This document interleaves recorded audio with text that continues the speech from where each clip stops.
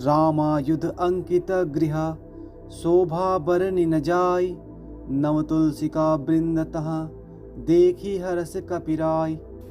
अर्थात वह महल श्री राम जी के आयुध के चिन्हों से अंकित था। उसकी शोभा वर्णन नहीं की जा सकती। वह नवीन नवीन तुलसी के वृक्ष के समूह को देखकर हनुमान जी हर्षित हो रहे थे। लंका निश्चर निकर निवासा, यहाँ कहाँ सज्जन कर बासा, मन महु तर्क करे कपिलागा, ते ही समय विभीषण जागा। अर्थात लंका तो राक्षसों के समूह का निवास स्थान है, यहाँ साधु पुरुष का निवास कहाँ।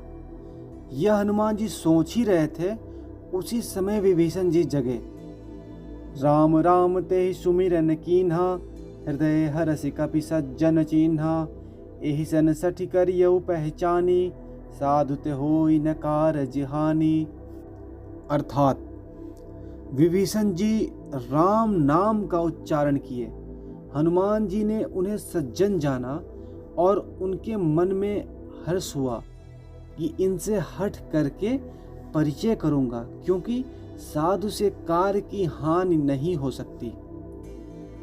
विप्र रूप धरि बचन सुनाए, सुनत विभीषण उठित आए, करि प्रणाम पूछी कुशलाई, विप्र कहो निज कथा बुझाई।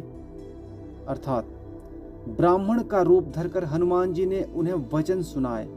सुनते ही विभीषण जी उठकर वहां आए, प्रणाम करके कुशल पूछी कि प्रभु आप कुशल तो हैं? हे ब्राह्मण देव, अपनी कथा समझाकर कहिए। कि तुम हरि दासन मह कोई, मोर हृदय प्रीति अति होई, कि तुम राम दीन अनुरागी, आयहु मोहि करण बड़ भागी। अर्थात क्या आप हरि भक्तों में से कोई हैं? क्योंकि आपको देखकर मेरे हृदय में अत्यंत प्रेम उमड़ रहा है। अथवा क्या आप दीनों से प्रेम करने वाले स्वयं श्री रघुनाथ जी ही हैं, जो मुझे बड़भागी बनाने आए हैं? प्रभु अपना परिचय दीजिए। तब हनुमंत कही सब, राम कथा निज नाम, सुनत जुगल तन पुलक मन, मगन सुमिर गुण ग्राम। अर्थात तब हनुमान जी ने श्री रामचंद्र जी की सारी कथा कहकर अपना नाम बताया। सुनते ही दोनों के शरीर पुलकित हो गए और श्री राम जी के गुण समूहों का स्मरण करके दोनों के मन मग्न हो गए, यानी प्रेम और आनंद में डूब गए। सुनत पवन सुत रहनी हमारी, जिमि दस नहीं महु जीभ विचारी, तात कवहु मोहि जानी अनाथा, करिहहि कृपा भानुकुल नाथा। अर्थात विभीषण जी ने कहा, हे पवन पुत्र, मेरी रहनी सुनो। मैं यहाँ वैसे ही रहता हूँ जैसे दांतों के बीच में बेचारी जीभ रहती है। मुझे अनाथ जानकर सूर्यकुल के नाथ श्री रामचंद्र जी क्या कभी मुझ पर कृपा करेंगे? तामस तनु कछु साधन नाही, प्रीत न पद सरोज मन माही, अब मोहि भा भरोस हनुमंता, बिनु हरि कृपा मिलहि नहीं चंता।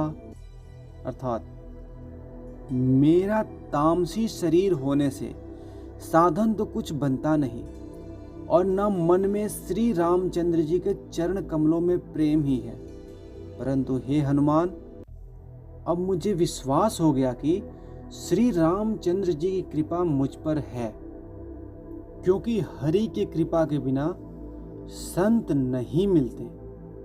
जो रघुवीर अनुग्रह कीन्हा, तो तुम मोहि दरसु हठि दीन्हा, सुनहु विभीषण प्रभु के रीति, करहि सदा सेवक पर प्रीति। अर्थात जब श्री रघुवीर जी ने कृपा की है, तभी तो आप हठ पूर्वक मुझे दर्शन दिए हैं। तब हनुमान जी विभीषण जी से बोले, सुनिए, प्रभु की यही रीति है कि वे सेवक पर सदा ही प्रेम किया करते हैं। कहूँ कवन में परम कुलीना, कपि चंचल सबहि विधिहीना। प्रात ले जो नाम हमारा, ते दीन ताहि न मिले आहारा। अर्थात भला कहिए, मैं ही कौन बड़ा कुलीन हूँ, चंचल वानर हूँ और सब प्रकार से नीच हूँ। प्रातःकाल जो हमारा नाम ले ले तो उस दिन उसे भोजन ना मिले। अस मैं अधम सखा सुनु, मोह पर रघुवीर। कीन्ही कृपा सुमीरी गुना, भरे बिलोचन नीर। अर्थात हे सखा सुनिए, मैं ऐसा अधम हूँ, पर श्री रामचंद्र जी ने तो मुझ पर भी कृपा की। भगवान के गुणों का स्मरण करके हनुमान जी के दोनों नेत्रों में अश्रु भर आए।